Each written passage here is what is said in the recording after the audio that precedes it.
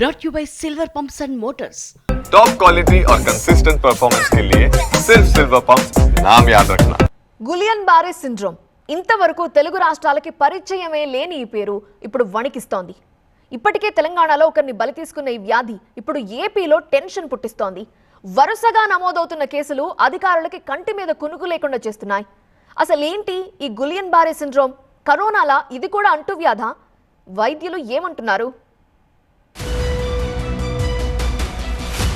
Bird ఫ్లూతో tension పడుతున్న AP Telangana రాష్ట్రాలను మరింత భయపెడుతోంది గులియన్ బారే సిండ్రోమ్.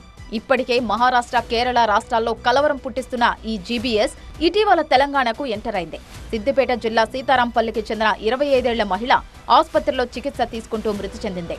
ఇప్పుడు తాజాగా ఈ వ్యాధి ఏపీలో కూడా ప్రవేశించింది. గుంటూరు జిల్లా జీజీహెచ్కు గులియన్ బారే సిండ్రోమ్ బాధితులు క్యూ కడుతున్నారు. ఇప్పటికే ఆసుపత్రిలో 5 బాధితులకు చికిత్స కొనసాగుతోంది. వారిలో 2 పరిస్థితి విషమంగా ఉండటంతో ఐసీయూలో ఉంచి చికిత్స అందిస్తున్నారు.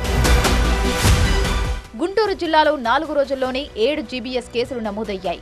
కరోనా బాధితుల్లో ఎక్కువగా ఈ సిండ్రోమ్ కనిపిస్తోందన్నారు జీజీహెచ్ సూపరింటెండెంట్. అయితే ప్రజలు దీనిపై ఆందోళన చెందాల్సిన అవసరం లేదన్నారు.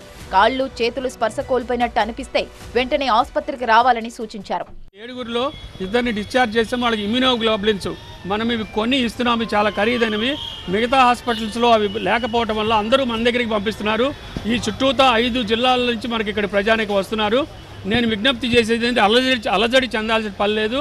ఇది లక్షల మందిలో ఒకళ్ళకో 2కో వస్తుంది. ఇది కోమార్బిడ్స్ అంటే షుగరు, బీపీ, ఇమ్యూన్ స్టాటస్ తక్కువ ఉన్న వాళ్ళకి, అంతకుముందు కోవిడ్ వచ్చిన వాళ్ళకి, అంతకుముందు వైరస్ డిసీజ్, వైరల్ ఫీవర్లు అవి వచ్చిన వాళ్ళకే వస్తాయి. ఇవి 4 రోజుల్లో 7 కేసులు నమోదవడంతో ఏపీ ప్రభుత్వం కూడా అలర్ట్ అయింది.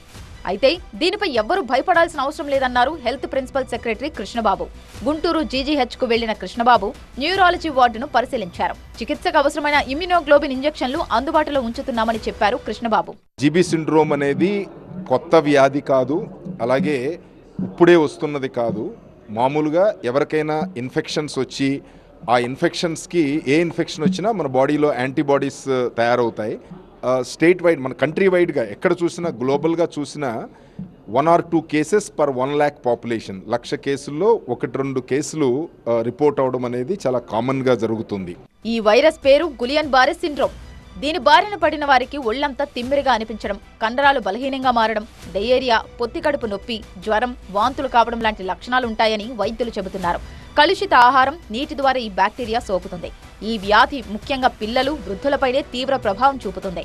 నాడీ వ్యవస్థను ఈ వైరస్ దెబ్బతీస్తుంది. దీంతో రోగి పక్షవాతం బారిన పడతాడు. అయితే సకాలంలో వైద్యం అందితే ముప్పు ఉండదు. వ్యాధి సోకిన తొలి దశలోనే ఆసుపత్రిలో చేరితే 4 వారాల్లో కోలుకునే ఛాన్స్ ఉంటుంది. వ్యాధి ముదిరితే కోలుకోవడానికి దాదాపు 6 నెలలు పట్టొచ్చు. అత్యధిక శాతం మందిలో ఇన్ఫెక్షన్ మొదలైన 1-2 వారాల తర్వాతే ఇది బయటపడుతుంది. అరుదుగా వాడే ఇన్ఫ్లుయెంజా, టెటనస్ టీకాల వంటివి కూడా గులియన్ బారే సిండ్రోమ్కు కారణం కావచ్చు. అయితే ప్రజలు భయాందోళన చెందాల్సిన అవసరం లేదని, కరోనాలో ఇది అంటువ్యాధి కాదని చెబుతున్నారు వైద్యులు. చికిత్సతో నయం చేయవచ్చని భరోసా ఇస్తున్నారు.